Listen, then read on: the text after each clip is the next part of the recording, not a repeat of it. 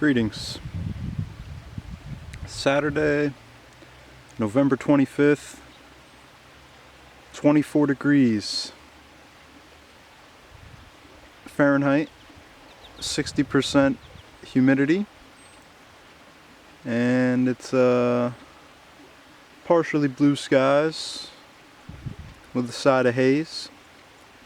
And I just got the greenhouse buttoned up for some incoming weather.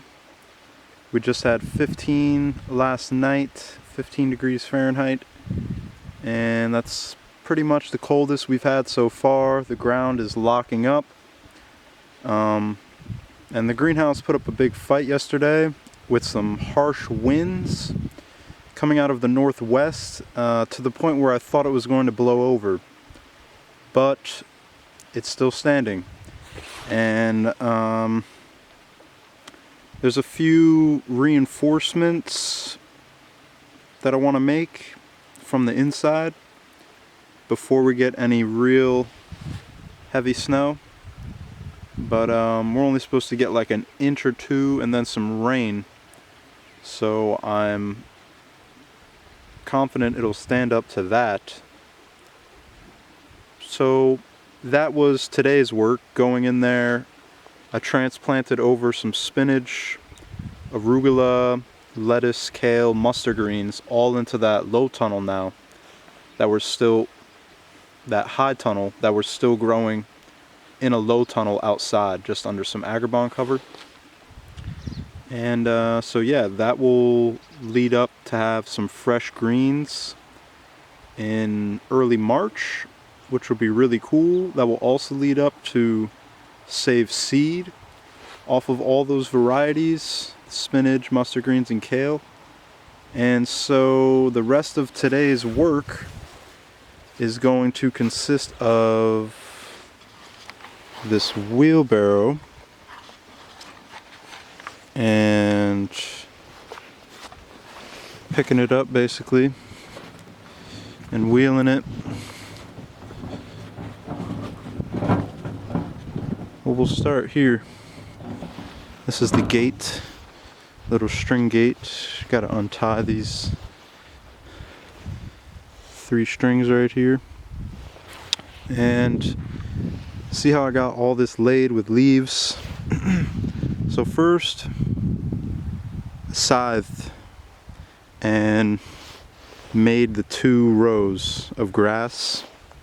And then on top of it looked like those rows, those grass rows. And then on top of those grass rows, got wood chips laid, and then planted garlic into that. And then on top of those wood chips, laid more grass. And now on top of that grass, laid a leaf mulch. And on here, it's just grass and leaf mulch. So these side beds, here's the pathway, these sides will be for vegetable production, and these beds are for garlic production. When the garlic harvests, these will get switched over to vegetable production. So all this space eventually will be vegetables, but I've been able to intermix the garlic production with the vegetable production. And as time evolves, who knows, they may have to separate, but I'll keep them intermixed with each other as long as possible. So we got, that's the first layer of grass, second layer of wood chips, third layer of grass, fourth layer leaves. So we got 4 layered lasagna garlic beds here, and those will grow very nice and establish some permanent beds for next year's garlic production. So as I was saying, so I'm caught in a mix between scything this grass, which is also labor intensive. You can see I've scythed this little square back here. I'm gonna continue to move over, whether it's in the winter or the spring. I want to get it done before it gets too cold, but my energy may just not allow. So instead of scything grass and laying it on here, I've just got some nice more piles of leaves last week. There's the wood chips, and I'm just gonna wheelbarrow by wheelbarrow lay the rest of this grass with leaves and do it really thickly.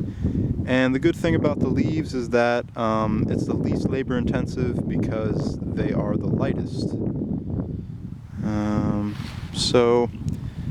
And then my idea was for these last 3 beds to have 2 varieties of early potatoes, 2 varieties of mid-season potatoes, and 2 varieties of late-season potatoes. And that would leave this last bed for like a strawberry row or something. And then these leaves in between this pathway, these are 2 more rows for veggie production. And then I've went over all this before in previous videos, but I'm just running it through again for anybody who may be new. And then we got 2 peaches, echinacea, mints, grapes, sage, more garlic interplanted, and there's raspberries, elderberry cuttings, and Jerusalem artichokes. So that is the 1/8 of an acre farm. We'll be growing a lot of good vegetable crops, 27 different vegetable crops that I have listed that I grow, but I may try to narrow that down this year with going to larger scale. And that's that. That's today's update. So, cranking away. December 6th, see these last 3 grass patches is all I have to cover, and this farm will be completed. And if I do that by December 6th, that will be exactly 2 months from start to finish that I've made this 1/8 of an acre farm. And I had help the one day. My good buddies came out, good brothers. They helped lay one of those garlic beds with wood chips so I could just come back behind them and plant rather than having to lay it with wood chips and then plant the garlic at the same time. And I had help from the initial owner of the land to measure the square, the 80 feet by 80 feet square, and then I had help from one of the other owners of the land and my pops to get the greenhouse plastic secured over the shell.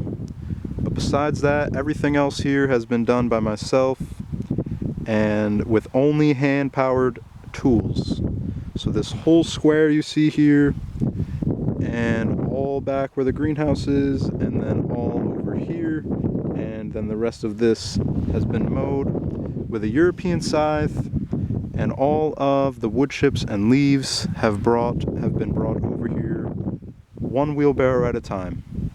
So the only thing that I'm dependent upon for this farm, for the gas line infrastructure, is my Subaru to get up here. But it's only about a 3-minute drive away, so that's not putting too much out into the air either. And there is a spring-fed line that I have access to over in those woods. Maybe we can do a separate video on that, and we're gonna get a spigot lined up, run some hoses, so I don't have to carry buckets as far. And that's today's update. So one love, wholeness, much love to all of you in this transitioning season of fall heading into winter. Spring will be here before you know it, so get started thinking about what varieties you're going to be growing. And let me know if you have any questions, comments, concerns, likes, dislikes, ideas, anything that you've seen that I didn't go into enough detail about that you'd like me to cover in another video. All those things are fun and good and appreciated. So one love, wholeness. Thanks again. Peace and blessings. We'll see you on the next one.